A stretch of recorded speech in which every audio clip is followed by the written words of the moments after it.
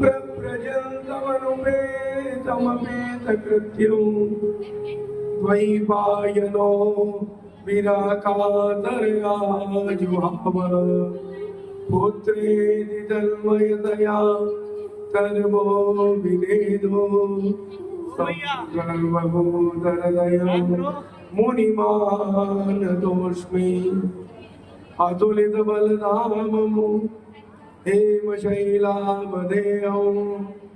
धनुजवनकृशानं ज्ञानिनामाग्रगण्यं सकलगुणनिधानं वानराणामधीशं रघुपतिप्रियभक्तं वातजातं नमामि। नारायणं नमस्कृत्य नरं चैव नरोत्तमं देवीं